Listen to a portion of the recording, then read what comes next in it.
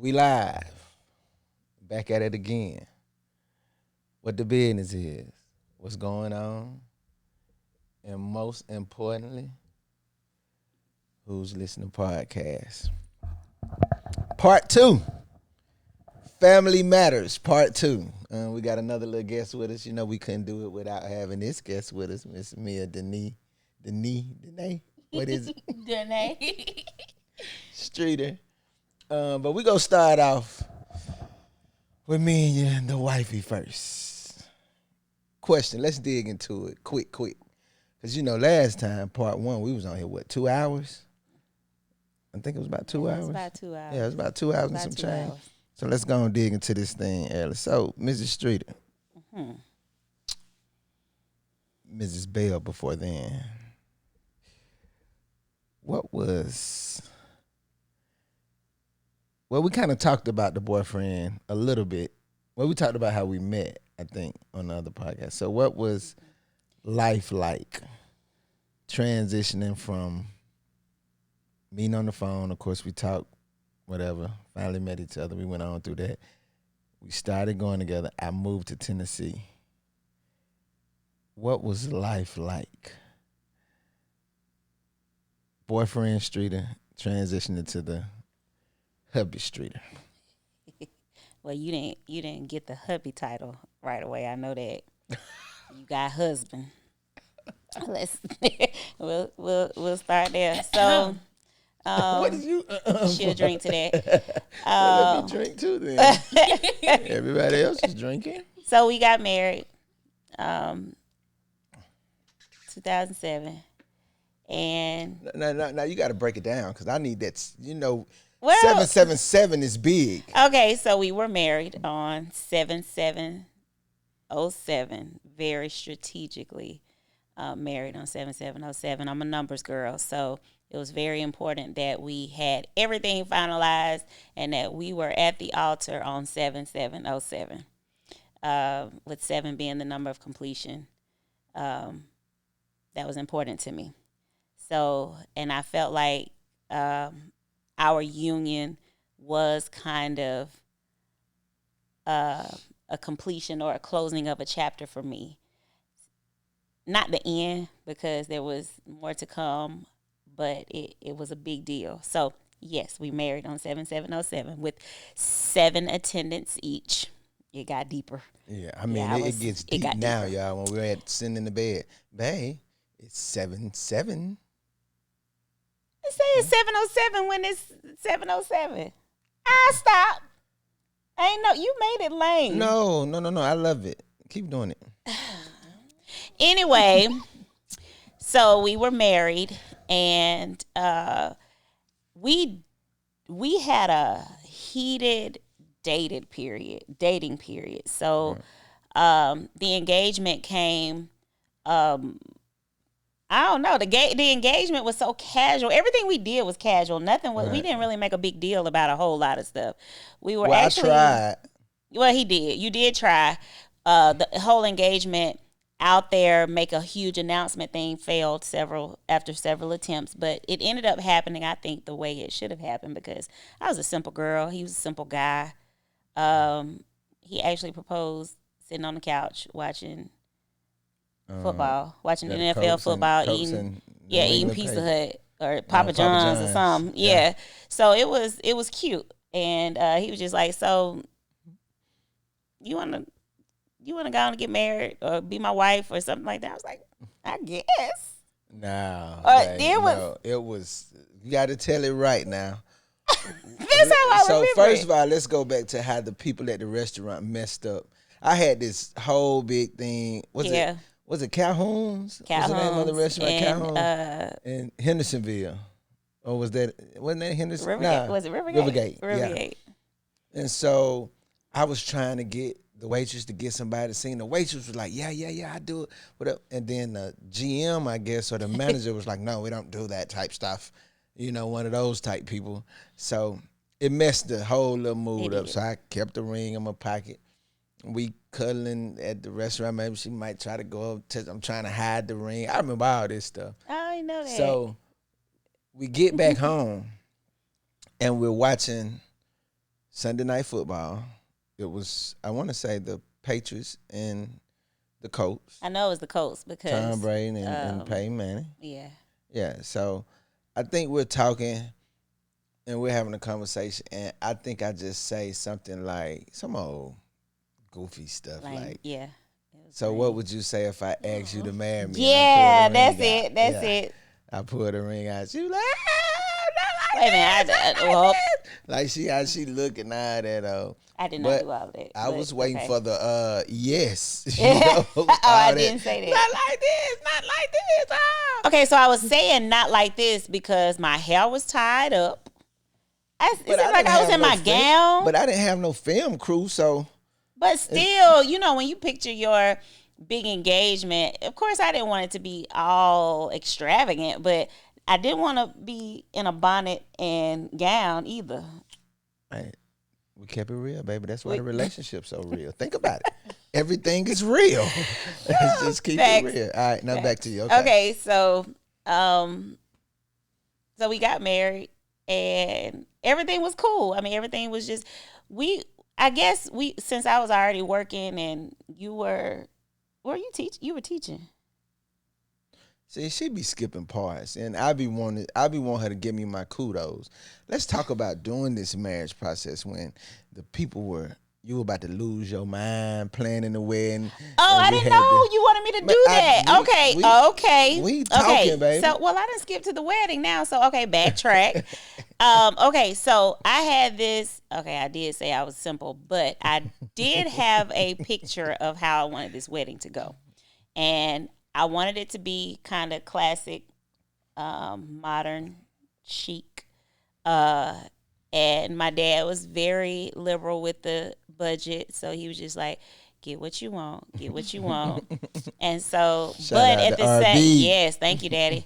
So at the same time as trying to fulfill my dream, I'm still a budgetnista, I think, which I think that's trademark, but I kind of borrowed that, honey. But I wanted to kind of make what I wanted come to life, but on a budget.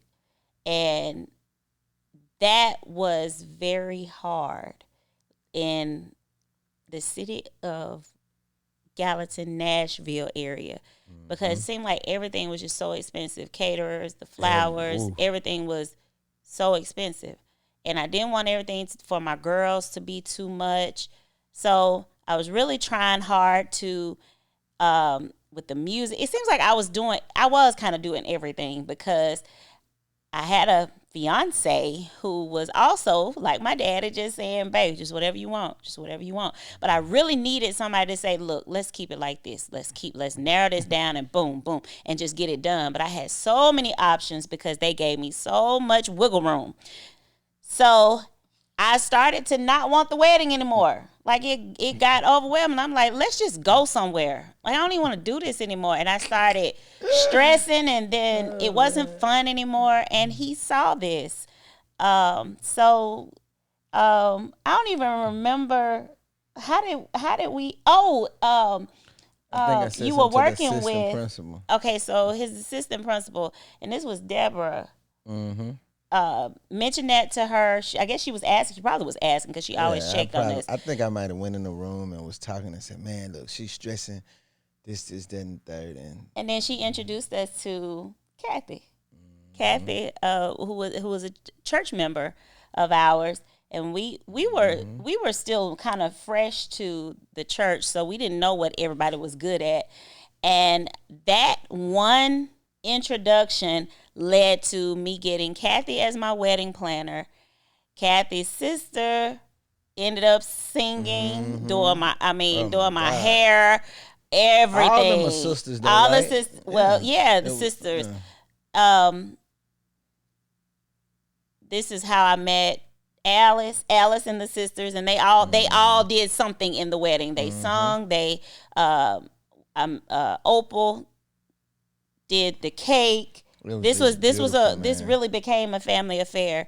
And of course, Pastor Jackson, my pastor at that time, did perform the ceremony and our counseling sessions prior to that. So I did not want to do that, man. because you had stuff to hide, and you know what? in those counseling sessions, you know what I just, you know what I just thought about? What? I did most of the talking. What? I did. But I think I warmed up to it after a couple of times. Did he meet with you privately? I can't remember. I don't think. I don't know. Okay. Maybe. I don't think so. I think it was I'm thinking it was an attack on me. Like you were No. trying to, I don't know. But anyway, No. that's neither here nor there. So did that answer? Okay, so did I do the? Yeah. you Okay. did. All right. So we ended up getting married. Wedding day was Oh my it God. like it couldn't have gone any more perfect. I'm Like talking about people crying at. I remember DJ. DJ said he was standing up there when we were crying. He said he had to make himself laugh, so he was. but it was a very touching ceremony. And it was, I think what made it so perfect was when, I was living in Tennessee, you relocated while we were dating. And so that meant that everybody who came to support us had to travel. Because the only family I had there was my dad. Yeah.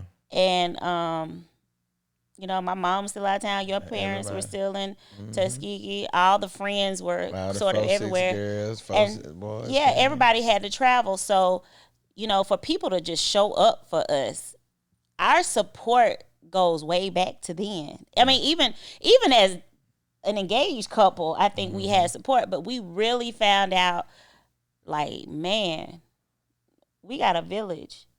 Like I did, because I'll never forget saying to my mom, like, we already getting wedding gifts, and this was right when I sent the save the dates out. People started sending stuff, and when I say people, I'm talking about Tuskegee folks, because I was just saying now, like, babe, we got another gift, and I was saying now, he was like, yeah, there's so and so to live, that but so initially we had a huge support group. So, what next? What we get married, we're living. So then we started getting introduced to real life. We had to have somewhere to live. Yeah. Okay. We were staying in an We were living in an apartment then, and we started collecting things. Like, it was stuff. We outgrew that apartment real fast. on the third floor. On the third floor. I used to be so mad going to the grocery store, Pooh. But you became a carrying bag champ. When I say one trip shouted, baby. bags One on the trip legs. shouted. But so we started home shopping. Mm-hmm. And this really brought out some things in your dad, honey, that I didn't even know.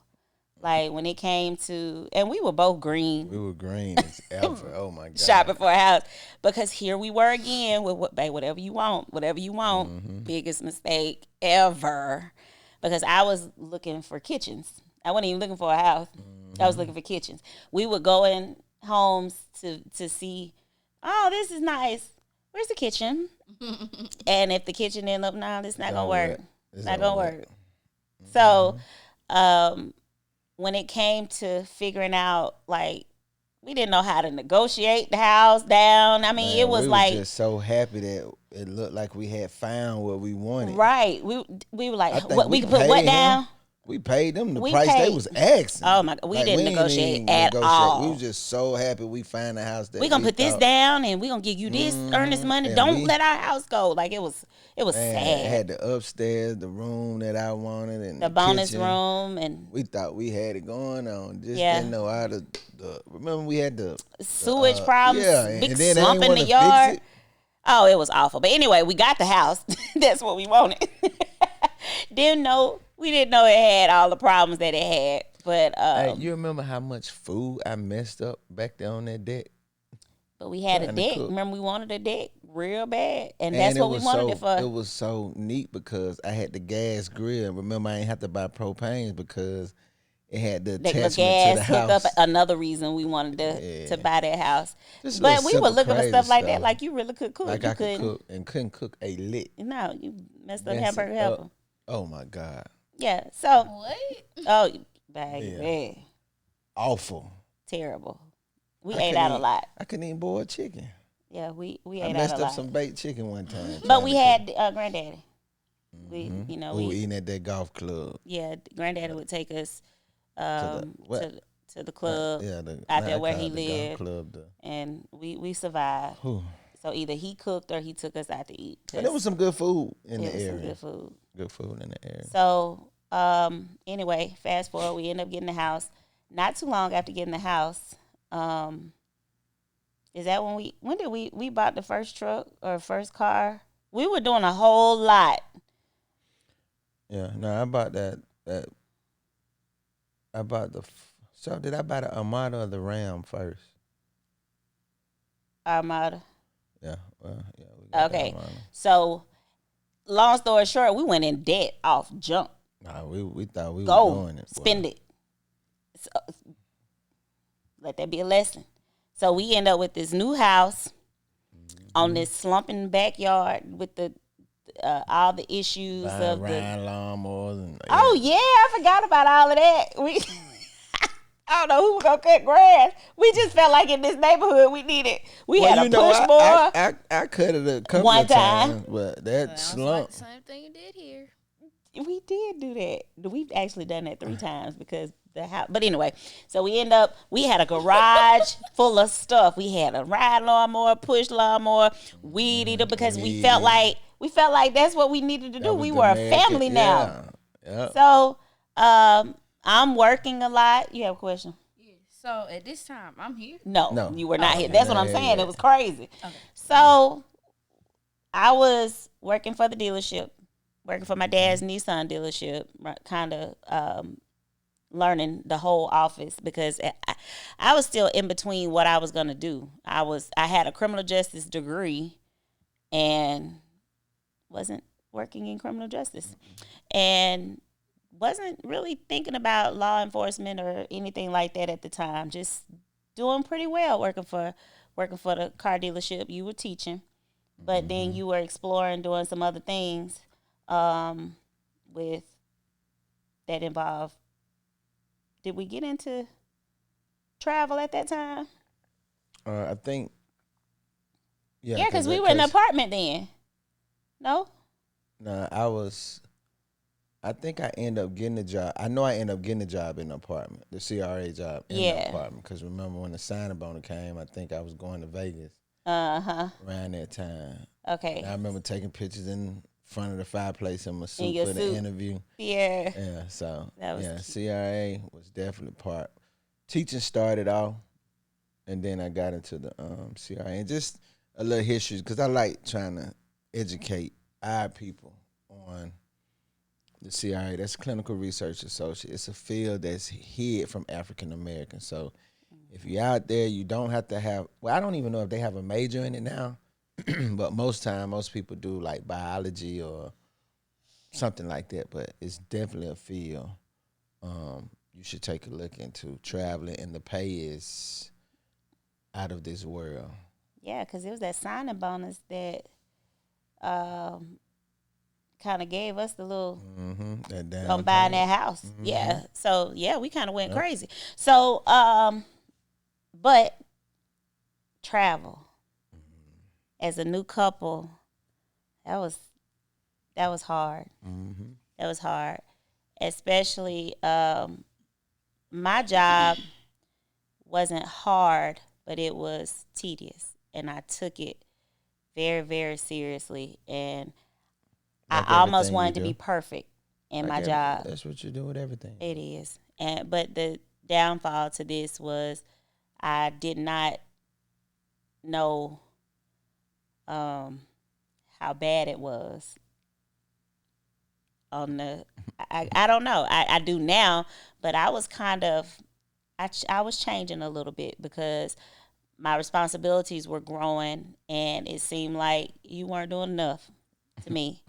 Like I would come home from work, and since you were essentially not traveling all the time, it just seemed like you were at home a lot, which made me feel like, you just got time to do dishes and laundry, and you're not doing dishes and laundry, and I've been at work all day, and remember you had bought the little gaming chair, and you were playing I think PlayStation. you bought it for me, if I'm not mistaken. I probably But did. the gaming, but you got to think, right? The gaming chair came in a rough time. That was before. You know, that's kind of like when we first moved in the apartment. Remember, I was stressing real bad because I couldn't find a job. Okay. I remember So the my Nintendo lips. what was it? It was PlayStation was PlayStation, yeah. cushioning your emotions. Yeah, so I used to just sit down and after I put in my application, send my resume. I don't even know what employment platform I was using then, but I would send out Either. the resumes, whatever, and after that I would call Sid, Eddie, whoever, and just Play the game all play the day and all game. night. Play the game, man. All day and all night. That was. And I would come home from work and there would be dishes in the sink. Because I cooked the night before. Yeah. And or that the night before, and I just would come home and there'd be dishes in the sink. Yeah, but I didn't. I'm so heartbroken when you say that. Cause you know how I am about dishes being in the sink. Yeah, but and I worked all day. I didn't know I was supposed to wash them. But guess what? So we newly married couple. Guess what he did? And this is your dad. This is true Willie LeBaron Streeter fashion. He hired somebody to clean up. I'm not even surprised. Man, we got a doggone We in the maid in the apartment. apartment. A maid. We got an apartment now. We don't even have a house, Pooh. We paying this lady to come clean, but she clean our was apartment. the bomb. And that was Maria. That was Maria the became first time family. I ever got introduced to Fabuloso. She cleaned, Baby. she cleaned something when I was alive because I remember hearing that name. We took her with us now. Yeah. Maria, she cleaned up for Dad, and when we moved into the house, we took Maria with us. Mm-hmm. Yes, Maria That's was crazy, there man. as long as we Having were a in. maid We were there. and we got an apartment. Yes, Two Yes. bedroom apartment. 2-bedroom apartment, It wasn't even 3. It was 2 bedroom. and the other bedroom was an never office. used. It was the office. Remember? Yeah, because we didn't do anything in there, and so there was an extra bathroom that nobody ever. This lady really came to clean the kitchen and fold laundry. The things But that boy, when you open that door, it smells so good. I can smell it now. Oh my God, we were wasteful. Yeah. Okay, but anyway, so go back to living in the house. So we weren't in the house but a few months, right? Before, help me, maybe it was spring when we bought the house. Cause I remember that summer, that same, was that 2008? We ended up getting the house. It might have been 2008. Yeah, Yeah, because we got married in 7. We stayed in the. I don't think we stayed in the apartment that long. we though. didn't. So, So it we might have ended up. been 7. So 7, we ended 8. up in the house. We not too long after that, because I remember that summer. Around that summer was when. Nope, it wasn't even summer. It was spring, I think, What? when I went home, because seemed like maybe Andrea was getting married or something. I know it was something, some milestone or something. Wow. And I know I went back home. I was in Anniston, cause this was when I found out when Aunt Louise said, "Ooh, that skirt surely riding up on your back. What making your butt sit up like that? You might be pregnant." And I was like, "Pregnant?" So this was 2008. Yeah, had to be. And I left that bridal shower, Did you drove go? back to Tennessee, Gotta and tell. where were you? Tuskegee, doing I don't something. know. I had to be somewhere You in on the way Tuskegee. back home. Yeah, I might have been on the way because when you would leave, I would leave as well. And I so left. we might have been coming. Both of us might have been yeah, I coming ain't say back. nothing, but I went to Dollar General. No, you told me. I think changed her Tara- after. Yeah, No, I when think y'all Tara. told me when y'all told me the story, I think you said that you called him. This Yeah, was she after. did. Told Yeah, him after she you found. took Yeah. the test. Yeah, I so think but Tara told you to go. Tara was that's like, the "Go best get the test. cheap Yeah. test. Cause those the best Those ones be the or most something. accurate." So I got 3. I got 2 Dollar General brand, and I got a Acu something or one of those really high name brand ones. And I went to the house, very first one, positive. Second one, positive. Third one, pregnant. And so I sat there in the house. It was very quiet, no TVs on, no nothing. And I just was like, how am I going to tell my husband? We got a baby coming. Big head baby. And I called my mom. Called my mom first.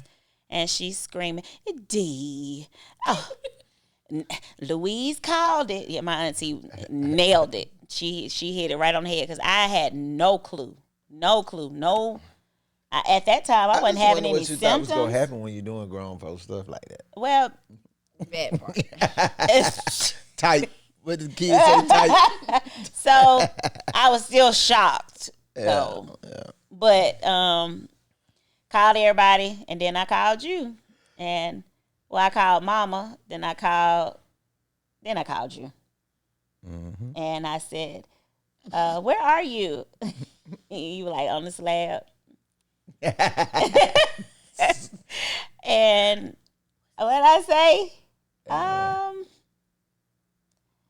can't remember. I can't remember either, but I was like, we're gonna be parents. I know I was happy, whatever. Yes, and I was like, hurry up and get here, because I was by myself, and I just for some reason felt like I didn't need to be by myself. I wasn't really by myself though. Oh. Had the little munchkin. So anyway, it's like life just went after that. Oh yeah. Then the traveling thing got weird because my pregnancy was so hard. I was sick a lot, and I used to be ready to get back home, boy. oh yeah, we used to. It would be like, all right, you packed. All right, you gone for a week, and I'd be like, man, how am I gonna make it this whole week? And then he'd be calling me after a day and be like, guess what? I finished early, or I got an early flight, and I'm like, you just left. Boy, He always found a way to get back early. I was trying to get back to my boat. I was trying to figure it out. He ain't never stayed. He ain't never stayed gone long. I'd be like, she'd be like, quit playing. When he said I smelled, I mean he was close. I'm like, what? Wait a minute, you're not supposed to be back till Friday, and it's Tuesday. But that used to be, I don't know. To me, that was everything. But we started realizing that was really tough on our marriage. It was hard on me during the pregnancy. I was missing a lot from me. First this, first that. Yeah. Well, we got to get into that too. When she came, they wanted to, of course, I couldn't have you naturally because my body was doing some weird stuff, and I was, instead of spreading when I was having contractions, I wasn't dilating or anything. I was actually closing up. So they decided to do the C-section. And so this was the same year that Obama was running for president. It seemed like it was forever ago. But I remember when they were like, well, we got to set the date for your C-section. And I was like, oh, okay. So they said the 20th. I said, okay, I'll go in on the 20th, but I can't have it till the 21st. I remember you telling me. So it was January. We went in January 20th, and you held on, honey. You held on. They induced me. You wouldn't move. You wouldn't. Nothing would happen until the 21st, and you came at about 5:20. 5:20 that I remember afternoon. laying on that table, them folks, she's shaking, they trying to do this, and I'm holding her hand. She was like, y'all too quiet in here. Y'all need to sing or something. I was like, no, she didn't just tell the doctor that. Oh my God, I ain't know if that was Blame the medicine. It was like, y'all the too medicine. quiet in here. Cause why? Why is it so quiet? We having a baby. And then you came out looking like looking like I had an affair with some white Man, man. oh my! I remember that baby with light skin. I looked, and your hands was big. You know, I got a little hand. Everybody over here happy. I'm looking at everybody like. Anybody I else ain't see got this? teeth no more. No, but you it was, grew you into know, when him. you a baby, just everything got to grow on. And You know. Papa, when he saw your hands, he was the main one talking about, wow, hands so big. Had me looking crazy, boy. Light skin, baby. I mean, no, you wasn't light skinned. You were white. I'm like, who the baby? But so we get home with you after a little while. Scared to And death. yeah, we were nervous. We were very nervous parents. We had this wonderful nursery prepared for you with your crib and I had everything. painted the room and everything. Yeah. He made the little letters that spelled out your name, and he painted all of them by hand. He was a happy pappy. The ones that's in my room now. Yes. You made those? Well, I ain't make them. I think we Yeah, bought we them. bought the letters, But I but he painted painted them. them. I did not know that. Yeah, he was in the kitchen Yep. At the painting, kitchen table, we were painting. painting those letters and all those little sayings, grace and faithful, and we had all that hanging up above your crib. But I'm not gonna lie, the pictures that I saw, my nursery was hard. I'm not it gonna lie. was, but you never, unless it was nap time, slept in your nursery. We were too scared. We And then had I you think right I know between one time us. you came in, you was sleeping in there, and I don't know if it was me that got you or mom, but you was shaking so bad. You went in there yeah, and got it her. was over then. Was I crying or anything? Yeah, You you were was scared. like something had scared you. And And from went that out. point on, we had a pack and play, like the playpen that had the little top bassinet on it, and we put it right in our room, and you slept in there. Yep. Yeah, we wasn't Yeah, putting you all back the way in to there. Bell Road. You was in.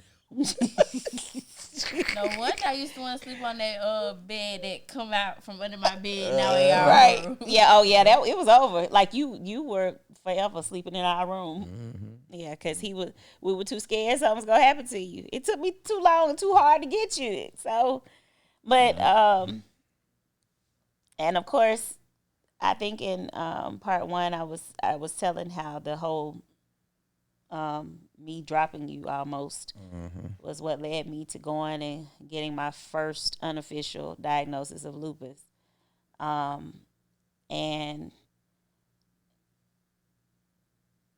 postpartum was real during that time.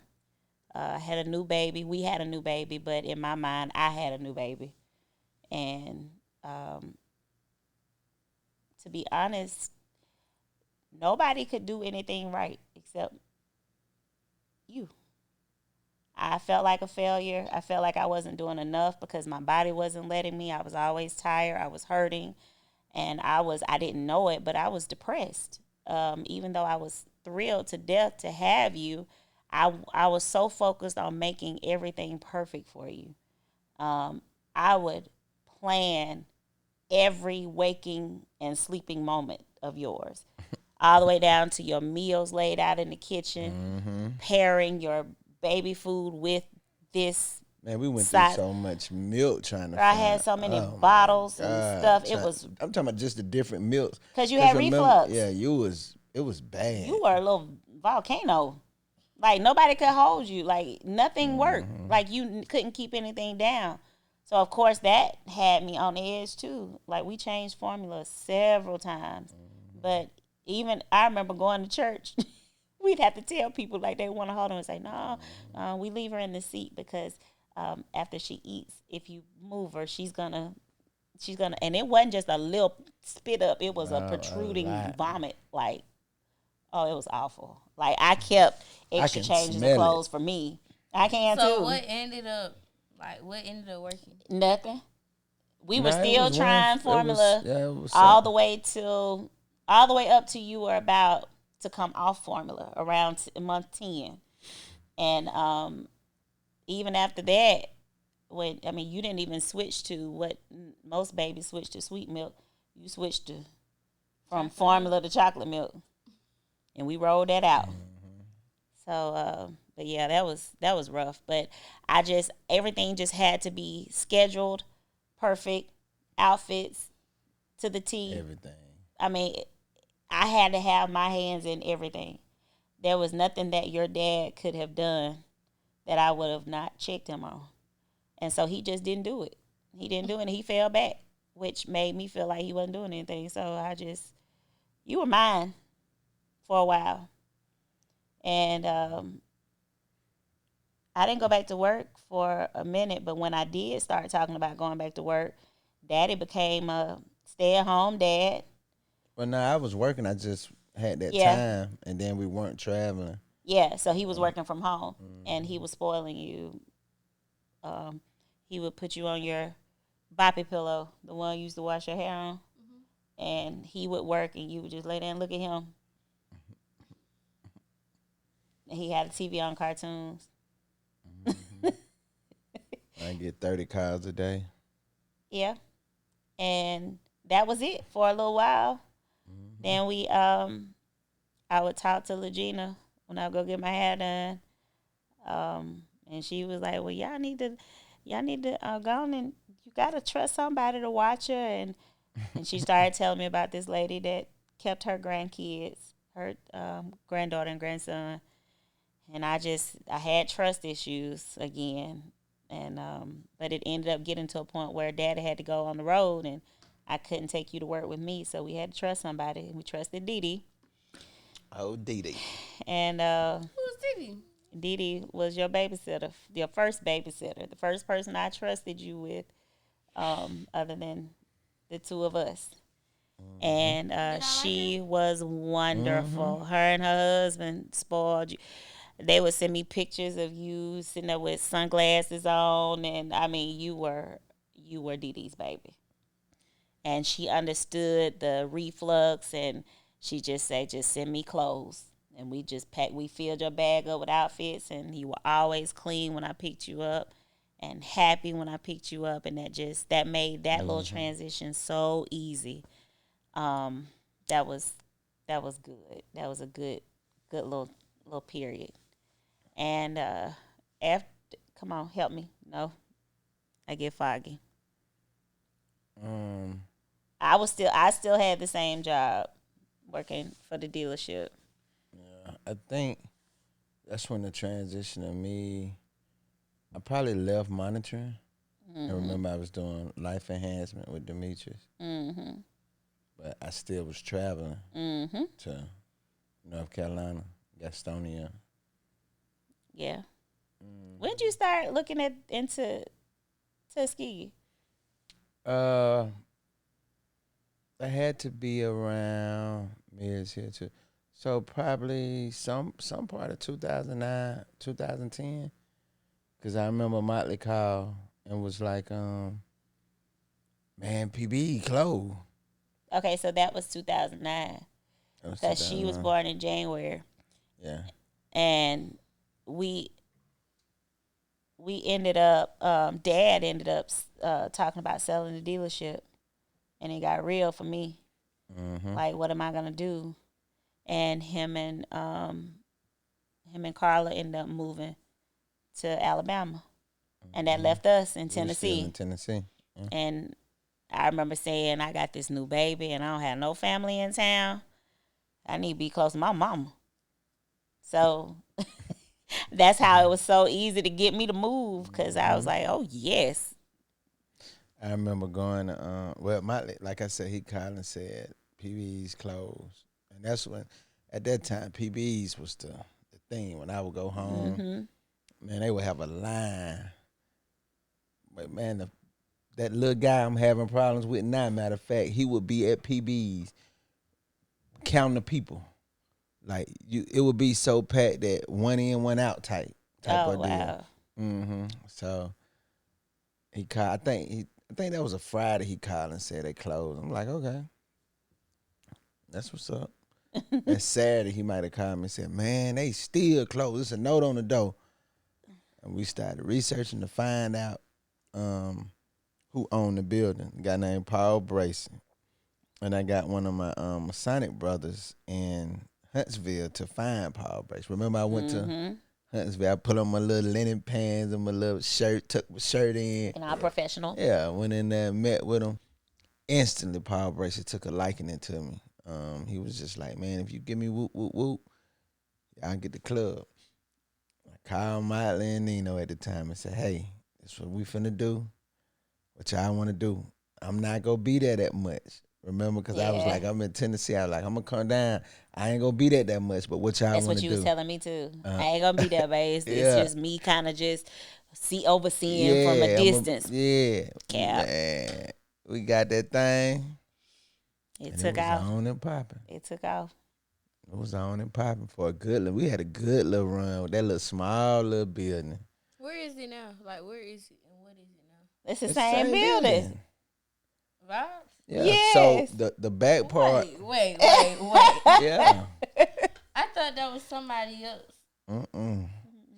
It That didn't look building like was, that. yeah, it didn't look So like was it that at still all. called PB's when you It had was it? no, it was called Club 46 when I had it.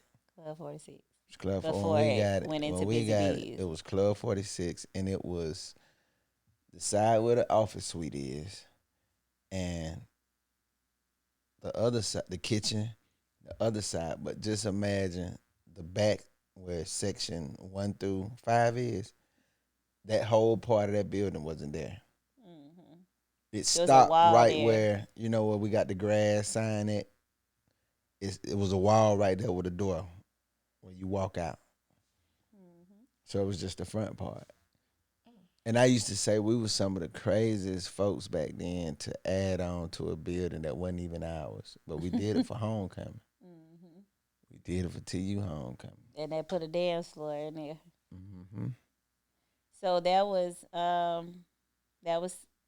'09. Oh nine, yeah. And so without the dealership, I was Oh nine, 2010, I think. no, it was '09 because I remember when we moved, it was fall because Mia was about 10 months old, not Okay. quite one. Yeah, So she was yeah. about 10 months old. So we played around with the idea of moving, relocating to Alabama.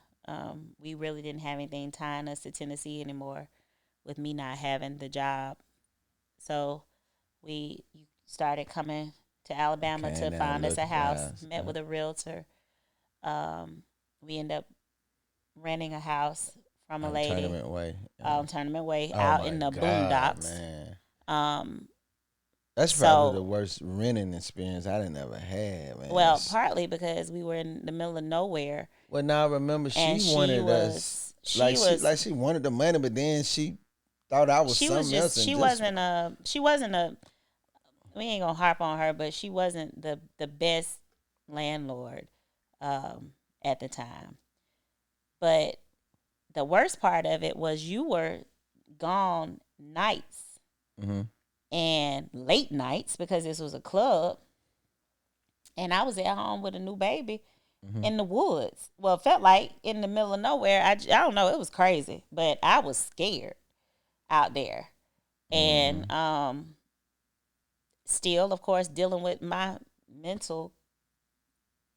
I got to do everything for the baby because you ain't never here type stuff. In the club life. And in club life. So that opens that door. You want to open that door? Yeah. So that Busy Bees Club 46 era. How did you feel? Like, what was your thoughts?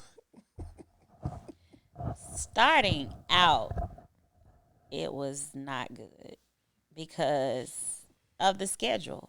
I mean, Oh, you that cold? Let me try to cut this fan down, y'all. Excuse me. I'm listening. it was more of the Busy Bees was the other woman type of thing. Because you were out all night, coming in, sleeping all day. And the daytime was when I needed the most help with Mia. That's when she was awake and wanting time. She wanted to play. She needed to be fed. She had a life, and you were asleep. And That part. so by the time you were up and moving around, she might have been taking naps or it was bedtime. Like you were getting up to leave. It was Something just different. we were living two different lives. It seemed like passing in the wind. Just very short conversations. You weren't really understanding what I had going on. You didn't understand her. It's like you didn't even know her for real. You did because Mia was a Mia was a very mature kid, and she started talking really early, and she could tell you how she felt, what she wanted, what she didn't like. And it just seemed like there was a disconnect because you were always not there, Yeah. but doing what you thought we needed because that was the only way we had money because I didn't have a You weren't job. working. Yeah. And And it's so easy to get caught up in. I gotta go get the bag for the family. that's where you were. By any It's means necessary, I I gotta gotta do do it. this. I'm putting So it. I'm that pushed risking me it to doing all. dumb stuff like trying to find a job. And I remember your mom I remember your mom telling me all these jobs to go apply for and I'm like, I wouldn't do good at that. That's that I remember thinking, do you really Oh know me? man. Like I would stink at a job like that. But it was more of a my son doing everything he can. You got to do something. And Man, I I was out remember there I remember going and applying for I remember taking a a typing test typing or something. test. And Yeah. I was really out here acting like I didn't have a whole college degree. Um, but nothing really worked out in the middle of all of that. I never landed a job. But it turns out, fast forward, the lady was getting ready to kick us out the house that we were renting. Mm-hmm. And For we no really, reason. for I no think reason, what she said we something had about too many cars cars showing or in the something. yard, Yeah. which we only had one. She wanted whatever were driving to be in the garage at all times, but both of our vehicles wouldn't fit in the garage. But anywho, we ended up having to make a 911 split. And so I left and moved with Mia in with my See, a lot of mom. people don't know that part of the And story. I'm listening to myself say this, but at the same time pulling back. But we said we're gonna let it all out. So here it is. We I took Mia and went to live with my mom in Clay County. I LeBaron moved in went with to my live mom. with his mom in Tuskegee. And I'm gonna tell y'all something. Being a grown A man, y'all know the word I wanted to say. And I had to move back in Dwinell Street house back in my high school room. You can only imagine the stress, the disappointment, the that probably was the lowest of my life I've ever. Well, it was I remember definitely the lowest of our life together. I remember one Christmas I couldn't get nobody nothing for Christmas. I remember I cried while I was so down, and my daddy wrote a little note. And he was like, "I'm gonna take your aunt B back to Hirschboro or something like that. And when I get back, you dry them tears up and you don't be crying." You know, he was trying to, Yeah. but I just couldn't. Just when you so used to doing, I ain't gonna lie, man. I felt like I was just I was just the biggest failure of ever. But what's crazy is we weren't broke, No, but we couldn't afford to move anywhere. Like we couldn't afford. We were and we were paying this broke lady. compared in my Yeah, eyes. we were. Shit, Well, we were basically, because I had nothing to yeah. contribute except being a darn good mom. That was it.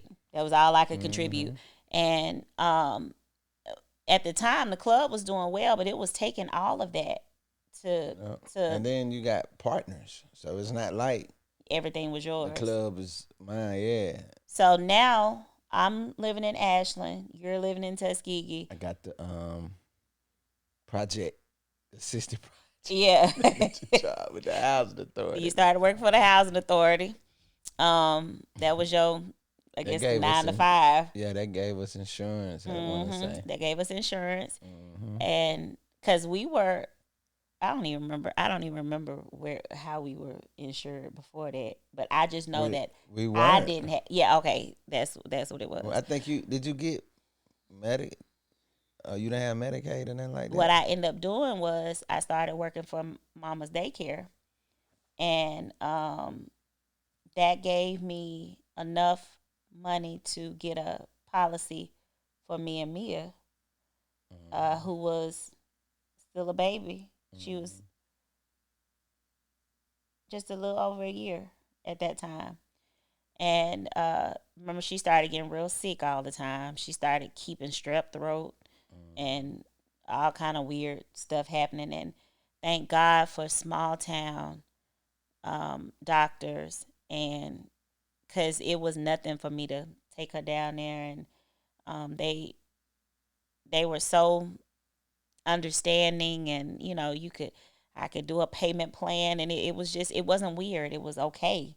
But it was, you know mama wanted to help, but at the same time I had my pride, and I didn't want to make it seem like we couldn't And do it. yeah. But living with her gave me an opportunity to work with her, help her with that. Her daycare was growing then, and she ended up being able to reach her max capacity because I was taking classes. I became her assistant on paper and doing her little pre-K curriculum and all of that, and that Mhm. really got me. That got me smelling teaching, uh, and it gave me income. And I mean, she paid me very well to be living there, with my own child in the daycare. But and it Mhm. was fun. It felt good to be with my mom, but missing the family unit was tough. It Yeah. started to it started to really drive a wedge between me and you. Mhm. I remember our conversations because, and my moms out there will understand this, but dealing with a child who's sick a lot, and those late nights up, and you just feeling like all of this is on you. The worst thing that can happen is a jolly, well rested husband call your phone the next morning. What up, babe? What up? Like, are you serious? Let me tell you what up. That's what I wanted to say. So it started to really become a problem. Like, you have no clue what I'm going through here. But in his mind, I couldn't see it then. You were saying, well, you have no clue what I'm going through here Yeah. without us being there. And then you trying your best to, I mean, Figure it out. figure it out, I was trying basically. to figure it out. And then we were still trying to see each other. Hmm. So I would drive home or drive to Tuskegee or wherever we could meet up. My dad's in Auburn sometimes, I just wherever remember we when could. I one thing I remember. I think this would kind of just made my maybe drive just go from maybe 65 to what's the fastest a car go 210 or something 220. I came. We weren't on good terms. Might have been, I don't know, one of those. What up? You mad? But anyway, we weren't on good terms. I came down to see that we were talking. We were talking up under the tree at your mom's house, Mhm. and in a sense, I was kind of prepared to just say it's over, you know. Me too. And I think we talked. We went in and we watched Medea. It was one of them plays, Hmm. and we watched it as a family. And I said, "Ain't no way I'm finna let no another Negro be sitting up here with my family doing this." And that put something in me that kind of I still had a lot of growing because I hadn't grown, because you still fast forward, we get back and I'm full fledged club. I think you done got your masters. Now we teaching. Um, I'm just trying to skip just so we won't be told, but that little incident right there kind of just I think put a little seasoning on me. It didn't Mm-hmm. get me all the way right, but it put a little seasoning on me to make me have a Reality little check. flavor. Yeah, you know what I'm Yeah. saying. And then, Well, it um, did for me too. yeah, cause that was. That I was the mean, we time were. where I felt like, okay, girl, what you gonna do? This was when the conversation with Peanut happened, and what you gonna do? That question, and I end up going to school. I end up enrolling In your to get masters. my master's in education, and I went to school living with my mom, taking classes online. Ended up, we ended up eventually making enough.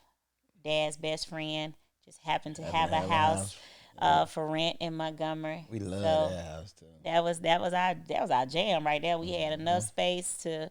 It was convenient, Everything. Yeah. reasonable rent. Somebody we Hmm. trusted to rent from. Um, thank you, Bernard. That was clutch. Yeah. So we ended up moving back in together, thinking that this was gonna be the fix. But and we had some good years, Hmm. but you still had that hustle mentality where you still really didn't get it, that all we really needed Some was time. time, you Yeah. to just be there. It was always you going. We saw more of the back of your head than and the car Early or backing late, out Daddy. early or late. Put your seatbelt on, Daddy. You coming home tonight, Daddy? And once I think about that, I used to lie to my daughter, be like, "Yeah, I'll be home," And you and but now, pause. I wasn't not coming home because I was going to be with some other woman or something. I was staying at my mother's house were being with because some other woman. It was your mama though. because it would be so much late night action with the club. You Yeah. know, we 3, 4 in the morning. We leave our Tired. club, then we go into Masons, and in the club business, you trying to do all these things because you want to be seen. You know, you want to be able to tell people, "Hey, make sure you come to my spot." So I didn't get it. I didn't. And in the meantime, this little smart little girl was figuring things out on her own. She had some very cool routines.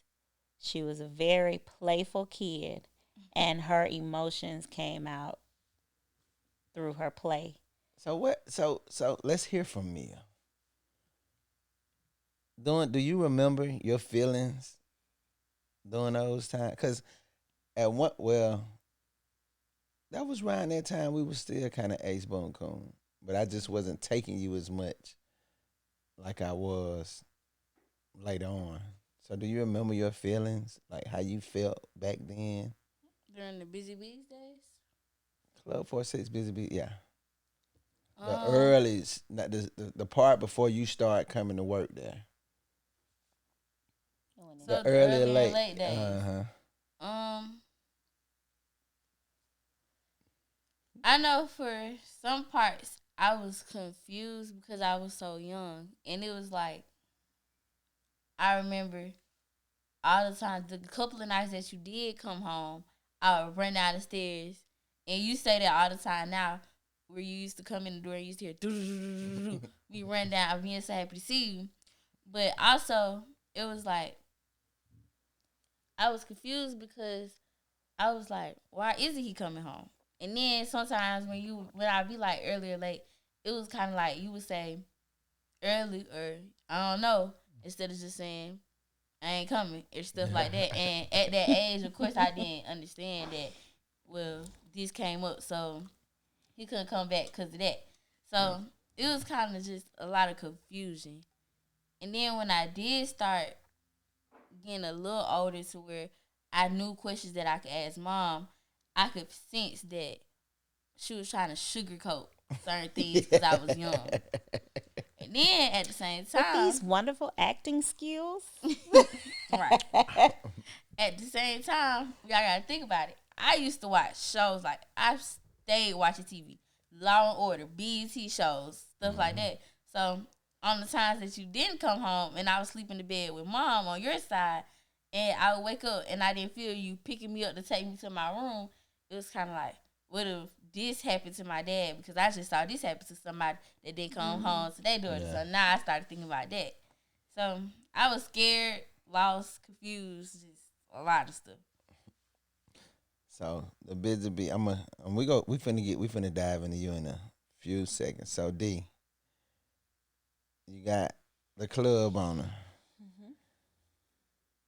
All right. He And that wasn't my favorite. in that club owner stage, I drift off to another career where I became Boy, DJ Khaled. I don't even know where this came from. But this chapter was what really changed me. And I didn't like it. But the crazy part about it is when you started entertaining this music thing. I gotta put my tea down. When you started entertaining this music, and I say entertaining it because it was so not you. Right. When you started saying, and I guess it was because you were surrounded by talent. I'll give you that. But I don't know what made you think you had to be the one to make sure these people got exposure or got deals or were what in the did he know was Don't going call me on? Diddy. No, I no. know, right? Yeah, No, no, definitely, no, no. definitely Khaled. Okay, we'll back that up. But it was weird because we were actually talking about time, and Yeah. you were like, "I get it, babe. I hear you. I hear you. I hear you." Because I was like, "When do we get time, or when are you gonna do something with me?" Or we like to, and it was to the point where holidays was sucked up with the club because it was a money making weekend, or Mm-hmm. we could nothing was Thanksgiving was Turkey Day, and I didn't grow up HBCU. I didn't grow up Tuskegee, so Right. Thanksgiving was turkey, not Mm-hmm. Turkey Day. It was turkey. So it got weird because now it was almost like you were replacing that time that we were about to start getting. You just had to fill it in with something else, and it became the studio.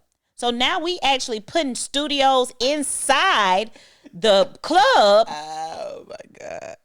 We soundproofing walls and buying equipment, and I was like, I mean, like legit scheduling studio time. Yeah, I was throwed off, man.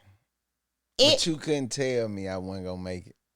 I couldn't tell you nothing.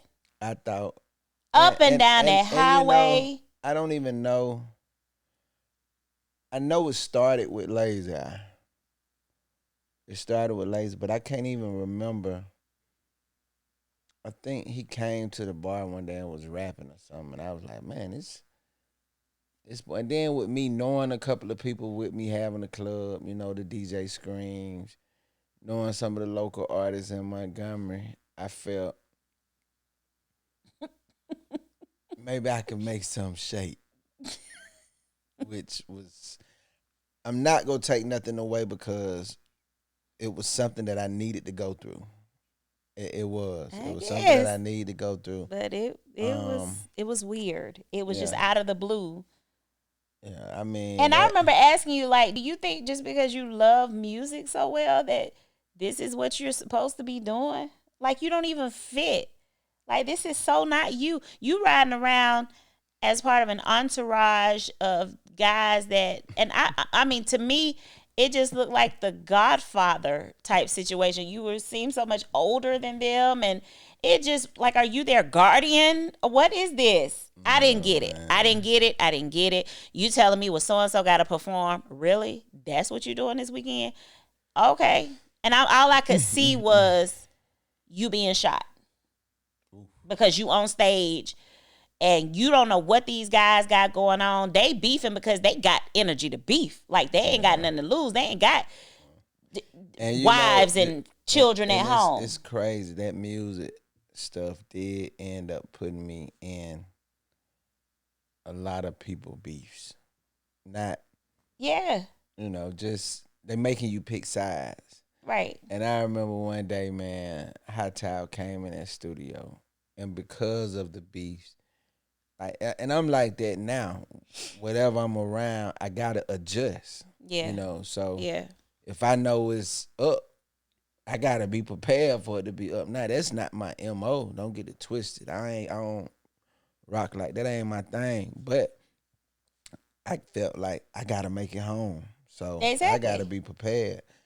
And that's how I came in there, man, and he seen guns and he was just like, "What are you doing, Lump? This ain't you." I'm talking about, and that's a true friend To call to you out. to call you out and make you look at it. You know what I'm saying? And I didn't stop right then. Um, I'm just speak on this. You know, me and Kat Daddy talk about this all the time. I remember what was the Cat last daddy. drawing point was we had a performance in Montgomery, man. And so my thing used to always be that Tuskegee didn't get the light shine on them that they should. Now I don't know why I thought I was gonna be the God that make this happen, but I guess it's just the love for the 4-6. Yeah. Whatever I'm doing in the 4-6, I'ma love it. I'ma rep it. I'ma do it to the best of my ability. But we went to perform at this club. It was big boys at the time, and the artist. It was an artist that would always book us down, and what would normally happen is he would always have us come to his hood first, and then we would pull up with them. I'm not thinking that's making his entourage pull up look real big because now he got the He got 25, y'all 30 with them folks that too. I got, and then he Yeah. got his hood. You talking about pulling up 60 deep. All You know right. what I'm saying? And it then done after I played it out.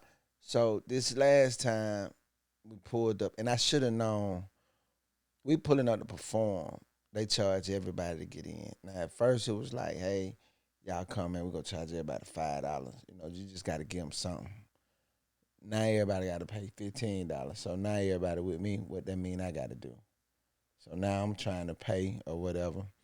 Um, I think I paid for some of them. I can't remember exactly. I don't want to lie. I don't want nobody to get out of the comment and be like, he lied.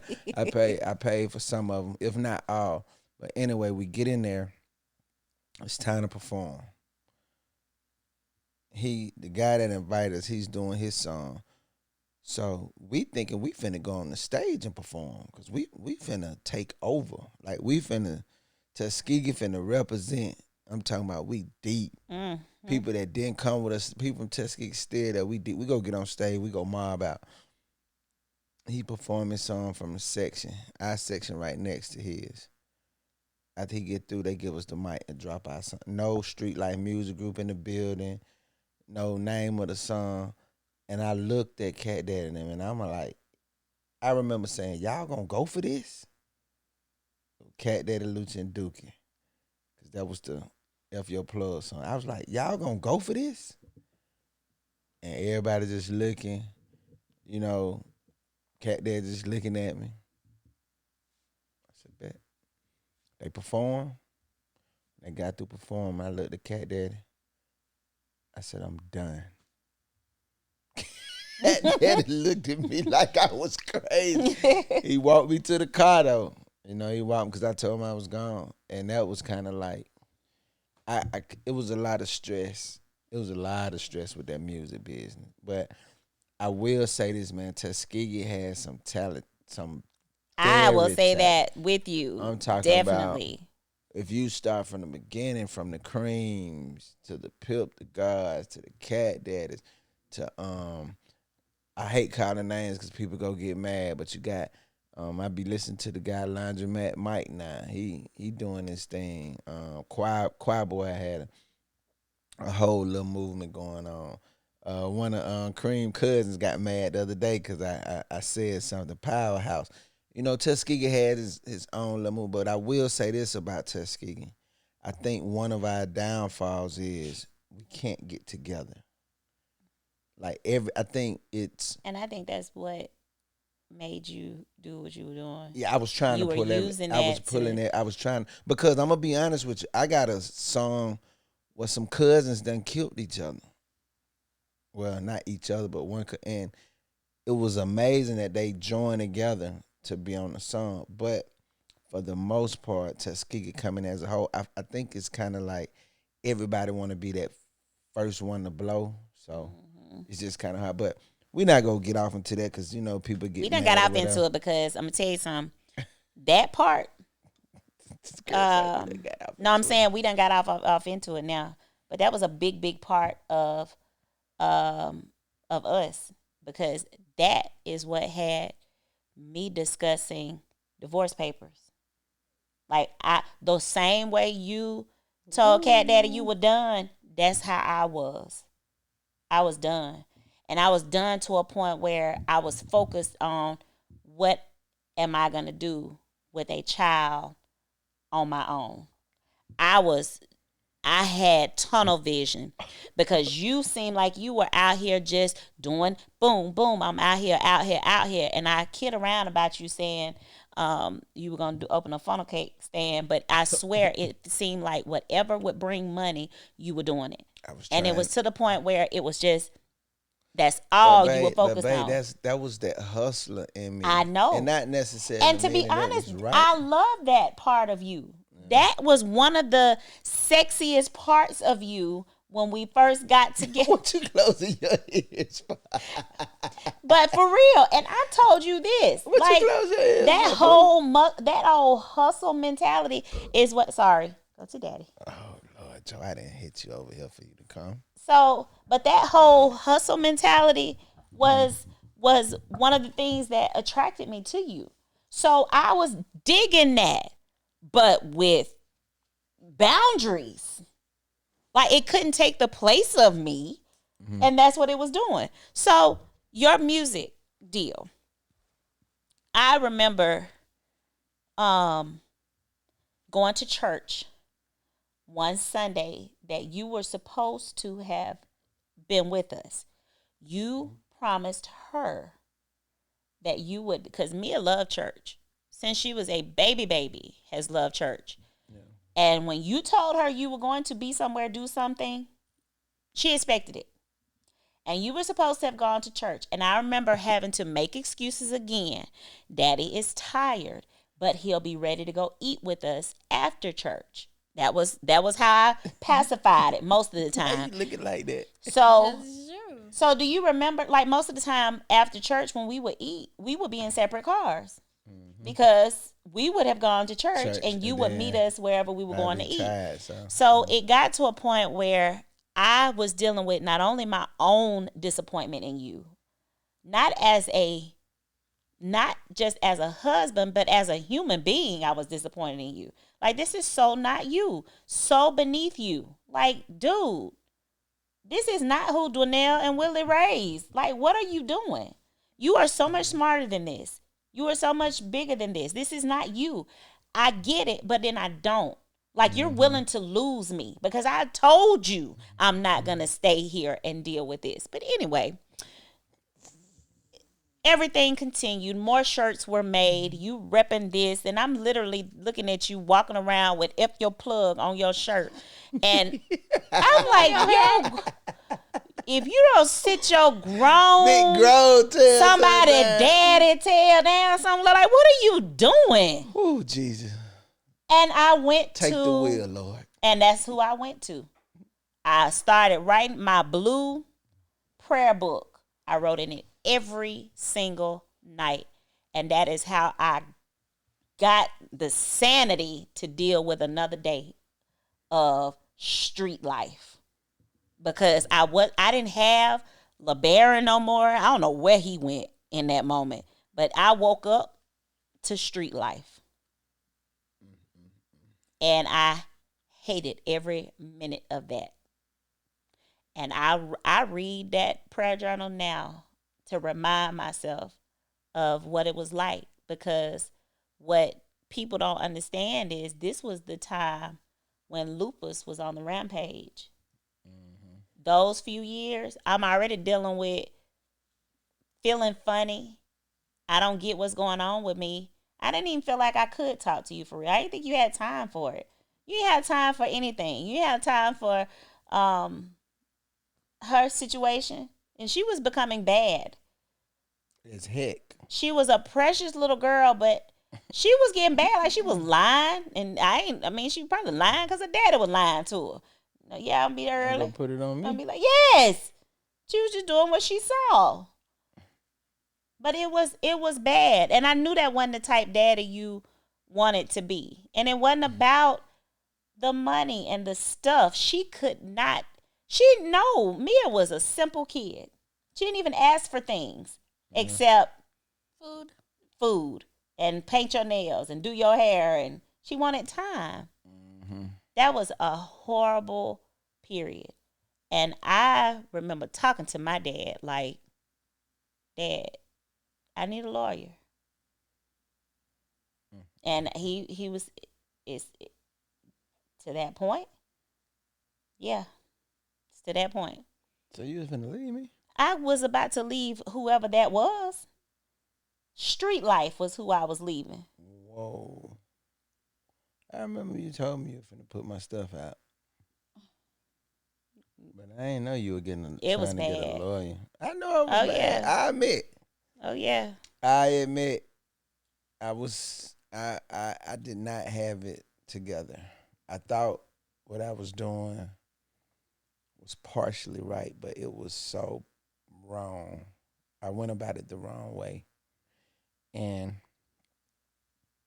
I'm glad whatever. I mean, I say a couple of, you know, incidents what made me convert to start getting in line. Mm-hmm. Um, you know, I'm glad it happened. But I can honestly say I missed that time because I didn't know how much fun we could have together. You know, I didn't know being with my family was my happy place, my peace. You know what I'm saying? Yeah. I didn't know. And that's all I wanted you to see. Yeah, We had a cool kid. I ain't know Still though. do. And I was and see, I don't know. Like I'm trying to think of the evolution of the phone. Like I don't remember during that time of living at Bernard's. I don't remember how serious videoing was at that time, or if it was just me that I didn't know how to video well. yeah, we But had I would try to capture the things that she was doing hmm and try to send you stuff just so I could show you like this is what you're missing. Look at how cool she is. Like she is guess what she did or guess what she said, and none of that was the same. It would be the watered down version because Yeah. I would have to tell you, and I just wanted you to see it, experience it. Because like you think she cool now. Mia was the coolest little kid ever. The way she talked, like she had that little raspiness that you had hmm that made me really like you. And I'm done with that part. But she was just silly and I don't know. She was just a little entertainer and it helped me, but then at the same time it made me so sad because I was like, he is missing out on some days that he's never gonna be able to get back. Like I can't and I didn't want to not be in the moment trying to capture everything, hmm you know. So it was just I remember taking pictures every day that I got her dressed and sending you pictures of what she had on, and it hmm became our thing. She knew once I did her hair and got her dressed, she was gonna come pose for a picture for daddy. in front of the fireplace. Yep, that little hand on her hip and send a So picture to daddy. so since we on Miss Mia, let's go dive into it. First question, Miss Mia Streeter, Mia Danae Streeter. What was your childhood like growing up being the only child? It Dig was into it. it was hard because I'm not an introvert. Like I love people and I'm outgoing. So me being such an outgoing person and not having no kid to be outgoing with, it was kind of like, girl, you crazy sitting here so I can see yourself. Like it's literally videos I of know me the video. smacking gum, sitting upstairs in this house, Oh man. talking to myself, having my imaginary friend. She didn't even have no name, but just talking to myself. I used to be on a dead, broken, old, beat up computer. It didn't work. Y'all remember that laptop that I had? hmm Just being on that, acting like I just worked at a restaurant or whatever I was trying to act like. Then I don't know. It was just very. the word bland? I think that's the word I'm looking for. I don't know what you call it, but it was kind of weird. I got the whole talking to yourself thing, but you took it to the You extreme. took it to the extreme. Whew. But you know what it made me Wait, realize? do you remember 11? Your imaginary friend 11. I bet T. Treese does. What is 11? 11 was got the one that got the blame for everything you did wrong. Who did? Who wrote on this bed? Because you remember you wrote on everything. The walls, drew on the seats. 11. And I don't even remember where 11 came from. But he was here for a while. Because I remember one birthday or something, I think T. Treese put something about 11 in the card. For real? Yes, that was a whole little period. I don't know if it was something you watched or what, but 11 caught the blame for a lot of stuff. That's when that line really got strong. But continue. One thing I will say about me being an only child, it really brought my imagination like all the way out. Like I used to have fake sermons in my room. I had my own whole little church concert. service. Whole concert. Losing my voice, like walking into my Mimi house. She said, "What's wrong with your voice?" Oh, I had a concert. Like just, I don't know. It was something wrong with me. I can say that now. It was definitely something wrong. But I can't say wrong. when my dad was there, he always helped because my mama, she was not gonna let me mess up her nails. Oh no. She's a female, so she wasn't gonna let me mess up her nails, No. her hair, none of that. But this man right here, he just let me cut his hair with safety scissors, y'all. So think about how his hair was looking. Like he used to let me cut his hair. He used to let me paint his nail with markers. I was a bartender. I was just all type of stuff. I don't know. At certain points, it did help with y'all being there and stuff. But sometimes it was still like I felt lonely.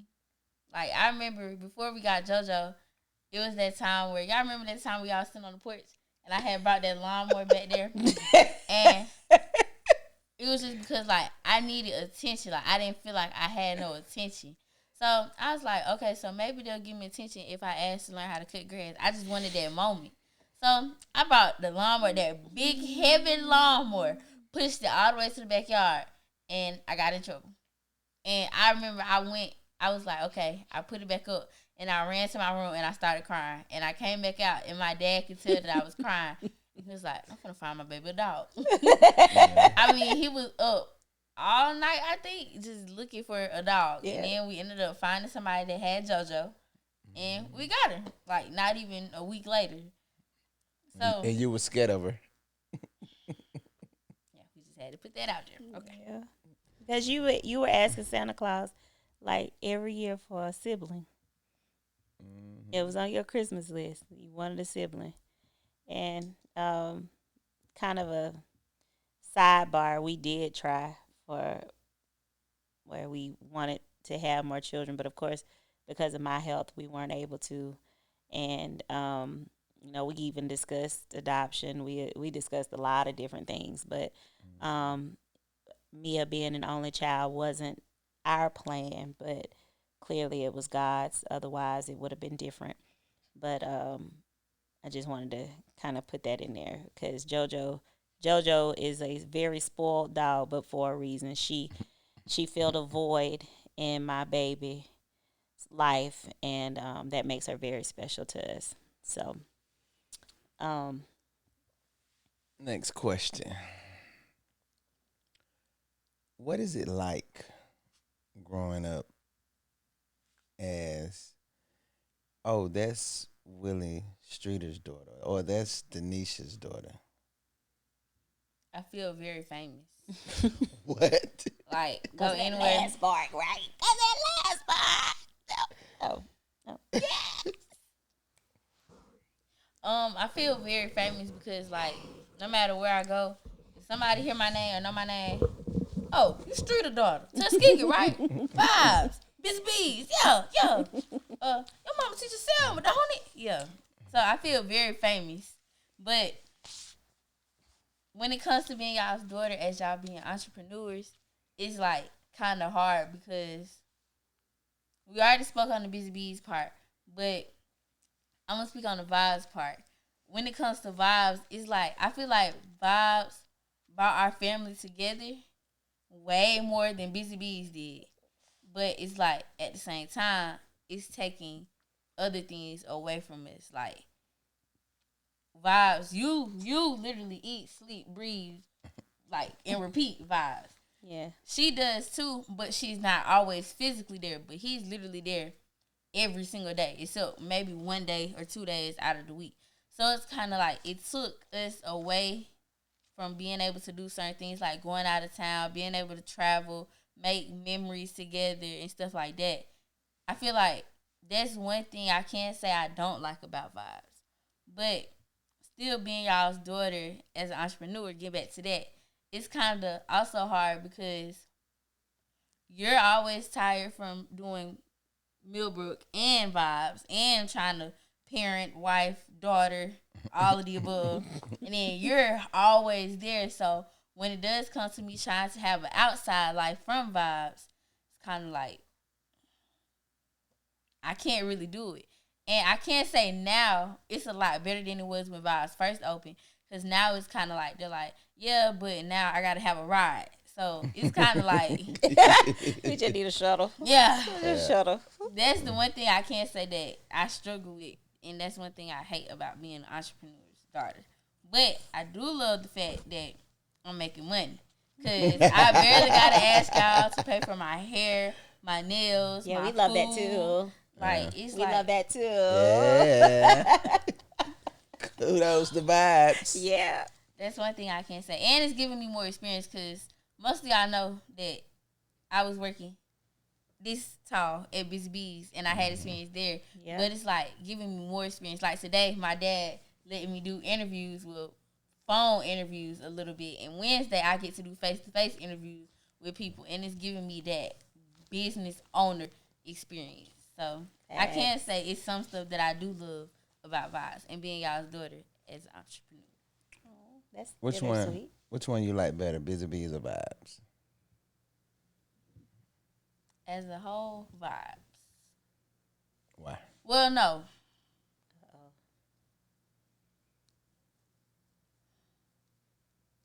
If I had the same day that I have right now, I would say Busy Bees. Because it was like, Busy Bees was able, we putting everything out there, right? Busy Bees was able to run, like, he doesn't have to be there every single day. But Vibes is like, there is no Vibes without my dad.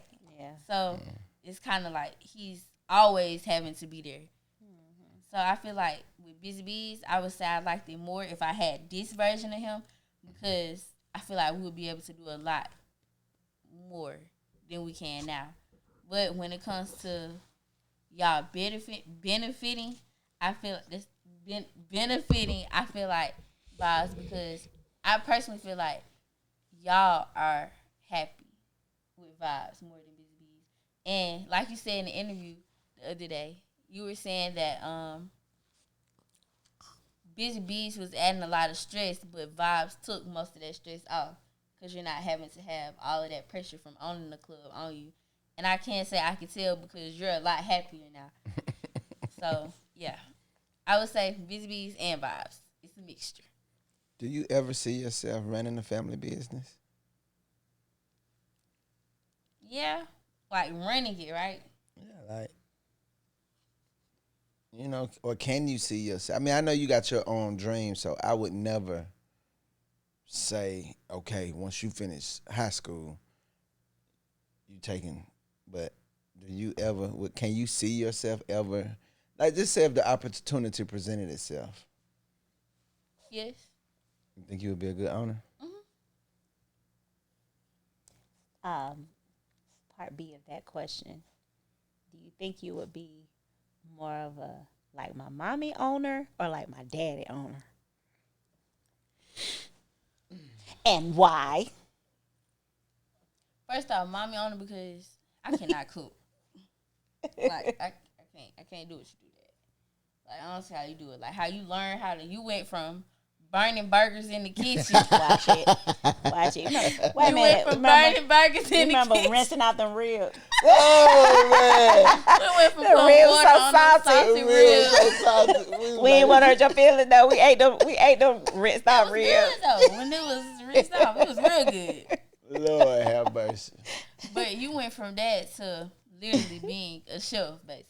Yeah. So I cannot do that. So you think you'll take more so? Mom's part, yes. All right. So speaking of mom, can you recall how you felt when you found out mom had lupus, Okay, and so how did it affect you? I was in Ashland with her mom, and I remember I felt like something was going on, but I just didn't know what because I was so young. So I remember getting in the car, and she was, "Oh, hey, Munchkin," just acting like everything was normal, but the whole time I already peeped the real, like it's something going on. So we get closer to, I think we were in Montgomery. Matter of fact, I think we was about to get me some ice cream. I don't remember. We was in that area though. And I remember her telling me that she had lupus. And she broke it down. And in my head, after she broke it down, I still felt like my dad because I was like, so what does this mean? I was still lost. What you mean you felt like your dad? Dumb. That part. Okay, so I was still lost. So I was like, huh? You finna have flares. I'm gonna see stuff on your face. Like, what do you mean? So when she says all this stuff, now in my head, all I'm thinking about is, oh, so my mama finna die. Like, what am I supposed to do with that? So when she explained it, and she was like, if she is to herself, sometimes she doesn't want me to think it's her and stuff like that. I didn't realize how bad it could be until I actually saw it. Like, it was days where I would be here by myself with her, and I would be looking for her in her room, and she'll be in the guest room, and she'll just be sitting in the recliner looking out the window, rocking, and like just wouldn't say nothing at all.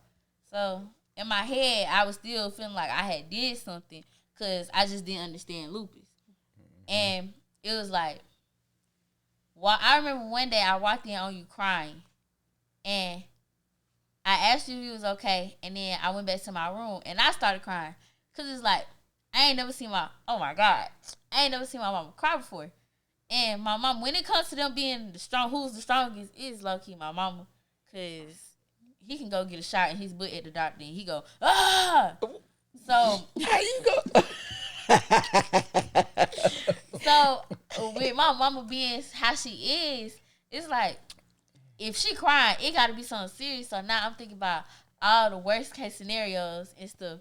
So that's how I would say it had me really, really confused when I was younger. But as I started understanding it more, I'm getting it a lot more. But it still hurts at the same time because it's like, my mama, I'm one of them people where it's like, my mama ain't did nothing wrong. She don't hurt nobody. She don't do nothing to nobody. So why my mama? But then my mama's also a child of God. And she always says, well, God did this for a reason. He did this to me for a reason. So it's kind of like, I still try to think on that side. But at the same time, I still want to know why this had to happen to my mama. And it affects me a lot more now because it's like, I feel like, how can I put this? It's like, when it comes to how it affects me now, it's kind of like, it changed how I am, like, mentally. Because it's like, every 5 minutes, somebody calling me, asking how she is. And it's kind of like, I ain't never had no chance to explain to nobody how I felt about the situation. Like, everybody that know my dad, y'all know he's stubborn. It's no secret. God. He's stubborn. So, it's like, I feel like we put everything out there, right? Go ahead. Okay, so it's time. I'm kind of getting all over the place, but it's sometimes where, you know how you be like, oh, I miss my little poo-poo that I had. You was my dog, man. It's kind of like, I feel like our bond kind of got weaker when mom told me and I started understanding, because it's like, I never had nobody just come to me. I've told you this before, I think. I've never had nobody come to me and just ask me, how do you feel about your mama having lupus? I feel like everybody just was like, oh, Mia's strong, she'll understand, she's smart, and she'll be okay. And it just became my job to make sure my mama was okay. But it's like nobody actually took the time to ask me how I felt about it and how it made me feel, because it was certain times where I'd be like, hold on. Ooh. It'd be certain times where I'd be like, my mom sitting in this bed after treatment, and I don't even know what she getting treatment for. But Nana calling me, asking me, your mama sleep? What your mama doing? So it's kind of like everybody's depending on me to be there for my mama. And of course, I'm going to be there for her because that's my mama. And who would be there for their mama? Yeah. But at the same time, it's like I just want people to actually look at it from my point, because how old was I when you told me? I don't even know. I think I was in my double digits, wasn't I? No, you weren't. How was it? You might have been. You might have been 8. So it's kind of like, well, still now I'm 15 years old, and I don't wish this on no type of 15-year-old, even if it was my worst enemy. I don't wish it on nobody in general, because it's kind of like I wake up every morning wondering if my mama's straight. Like, I don't know. It's just hard to explain. Like this morning, she woke me up, and I had to help her get dressed. And it's like, that's not no good feeling, because it's like I said, my mama don't do nothing to nobody. So why her? But I don't know. It's just, I feel like me and your bond got away from each other, because it was like you was hurting because you found out your wife had lupus, and I was hurting because I found out my mama had lupus, and we never leaned on each other, when honestly, without mama, we all we got. If we being honest, it's like me, you, JoJo. If we lose mama, so it's kind of like how we supposed to be here for each other and stuff, and we not even communicating about it. So I feel like that's kind of where me and you got off. I know that wasn't one of the questions, but I had to put that out there. And then that's basically how lupus affected me. I feel like it made me get more distance from my dad.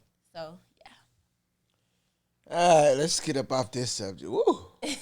Jeez. Sorry. That lupus subject is a touchy subject for the street household, but we making it do what it do. We surviving. And I know I know it hurts you, but I have to say, I could not make it without y'all. And Mia is usually the one who is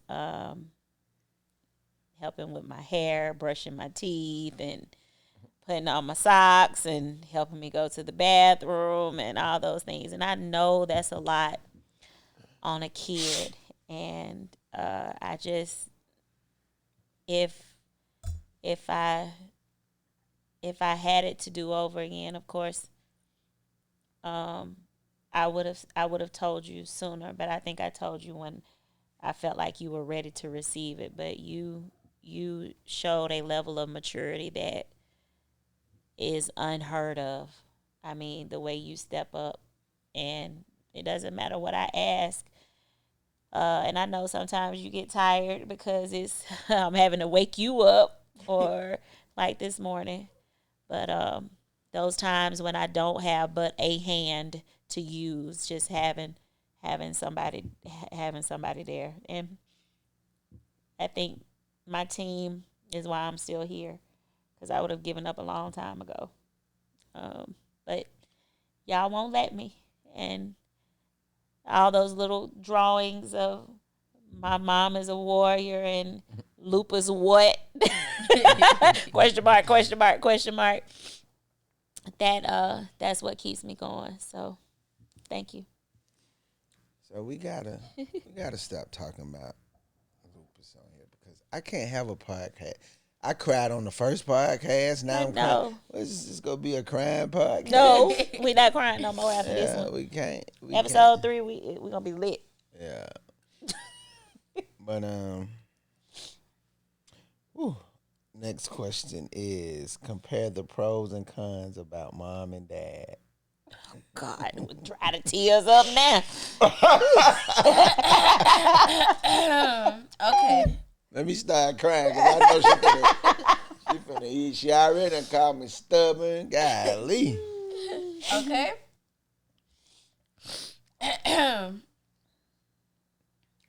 I'm gonna do pro, con. Okay. Okay. All right.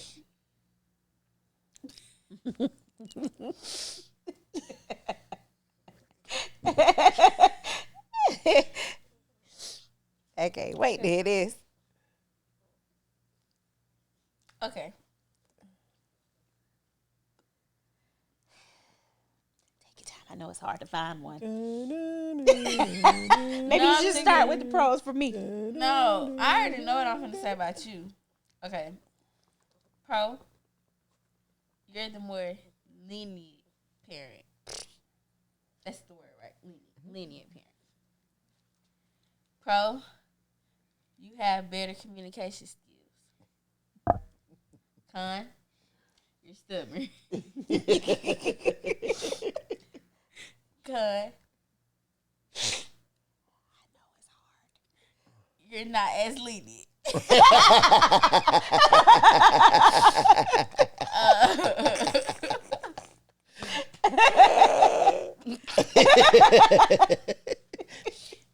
Pro, you're more understanding sometimes. Pro, you're more understanding sometimes. I'll take it. Okay, maybe it's a bad idea to do it the way the pro and con way. Yeah, you ain't gotta do it. Just talk. Just do your thing. Okay, so I feel like I'm just comparing y'all. When it comes to comparing y'all, I feel like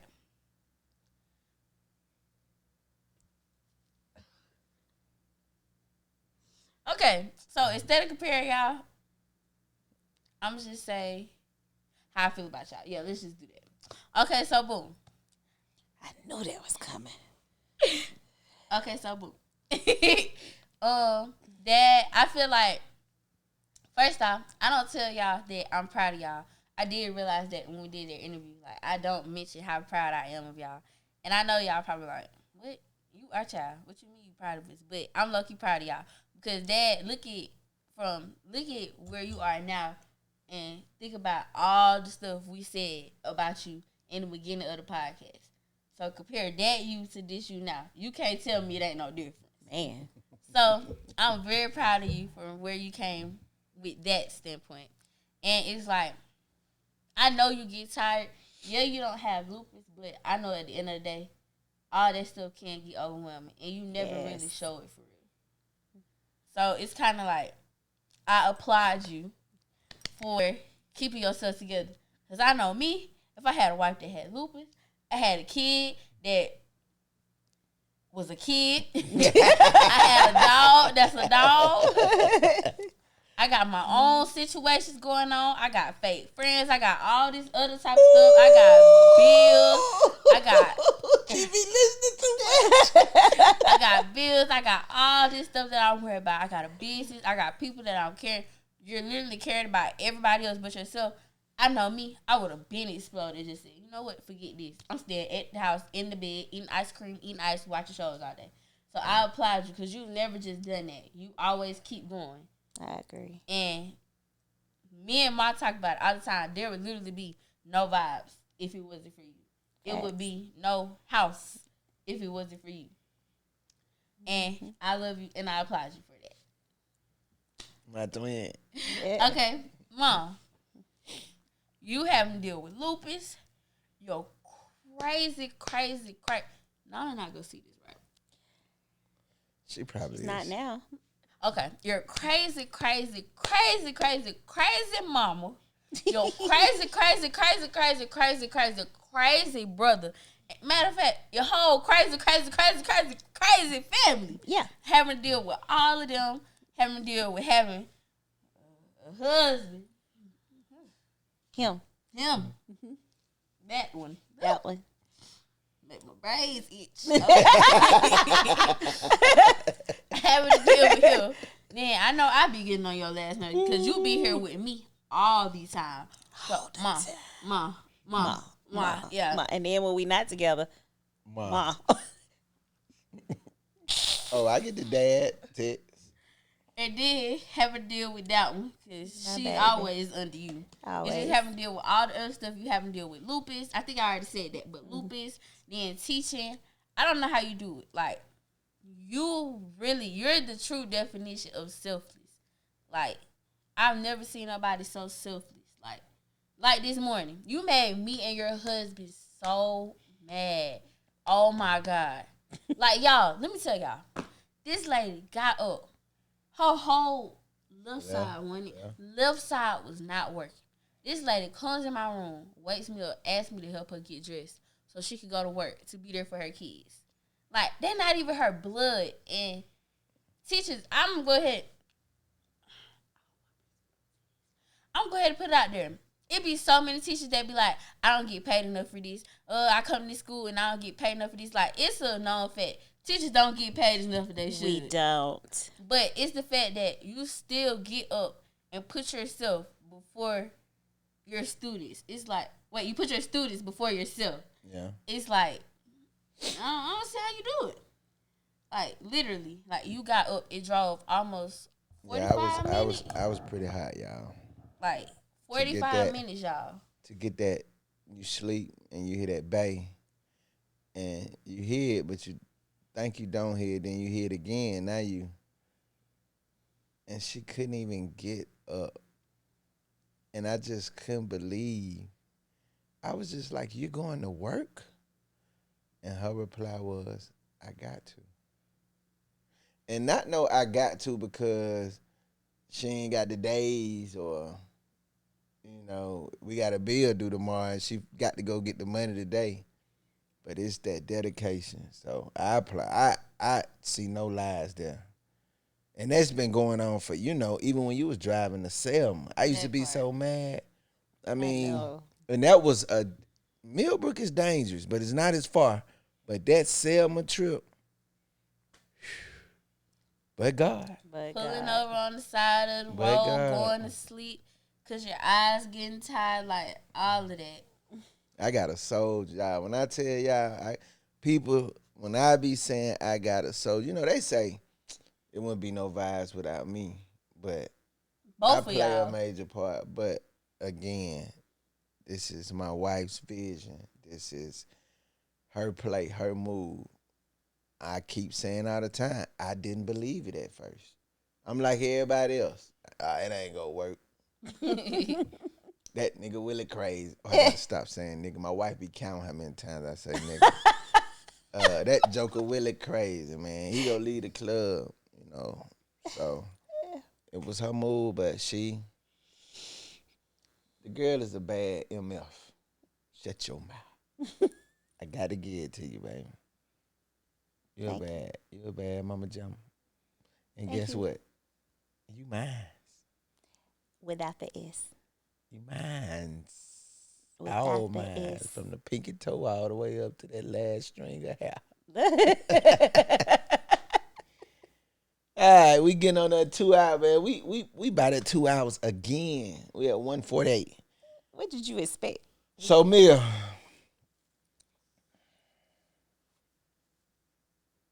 A big girl. I'm proud of you. I I be hard on you sometimes, but it's because I don't never want you to lose your drive. It's so many kids that start off a certain way and they parents just forget them, or they slack up on them a little bit, and they lose that.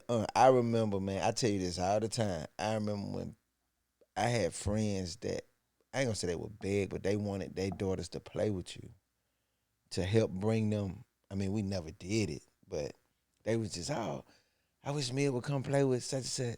It's my daughter. This, da da da da.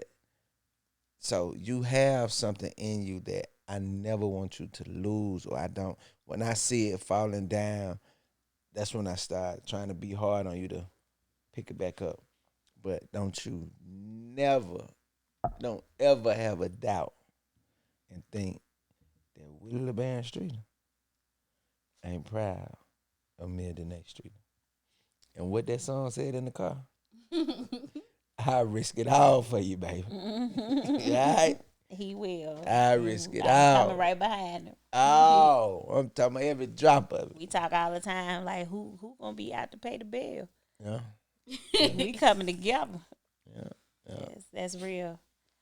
But Because we've seen, we knew while you were in the womb how special you were, and just from the whole pregnancy and knowing what it took to get you here, we knew you had to be something special for the devil to be fighting that hard. And so you gotta remember your whole life, like he been after you since day one because it's something in you and you that he's brighten so many people scared. days. Yeah, he's You just scared for what you're gonna do, and you what you've already done. I mean, I remember you being in the buggy, giving people our address, like cause you knew it, and you like, you come to my house. Wait a minute, and they were like, "That's your real? Yeah, that's the real address. That's the real phone number." Just friendly, loving, smart, super sharp. You don't miss a detail. Just just just know that you got a whole village behind you, and I know it's not easy being the daughter of a boss, um, but just take in what you can take in and know that it has its benefits. I know it has its drawbacks, but you deal with the drawbacks very well. We know that you don't get to go to the games and all that other stuff because on Fridays and Saturdays we vibing, but it's gonna pay off. It's gonna pay and off, she's and sucking it up, man. I looked at a yeah. video she did today. She recorded her interviewing Oh my god. the people, He really made me. You know I'm like you when it comes to me hearing myself and talk. It and, made me and sit I here. wanted to just hear what. And I never gave her a script. But she know that business I in and never out. said this what you need to say. When people sit in there and say, "Where's the boss?" Hmm. they mean that, like for real. Like they see it in you too. So it's the sky's the limit. Y'all, we don't know where this child is gonna end up and what she gonna end up doing. Nope. It's still a mystery. So World, get ready. man, To be continued. Dun man, dun dun. man. It's So we gonna gonna be, end it like that, man. yeah. We almost right at 2. Appreciate everybody for tuning in. Uh, like, share, subscribe, whatever they say on these podcasts. Hit the bell. Hit the bell, yeah. All Hit the right. notification. Yeah, when y'all see us getting ready to come up. But this is Who's Listening, man. This is what it's about. It's my game right here. Now, they're not gonna be on every episode. Ever again. It's just the first 2. I got it set up at the Only house. So 2. while I got it here, I'm getting the content. But And we out, ain't we? Boo. we gonna have some interesting people, some more interesting people on here. So We all about appreciate the y'all. not quite mainstream. Yeah. So if y'all got some people send them my way, man. Send them my way. I'm gonna holler at y'all. And we out. Peace. Hey.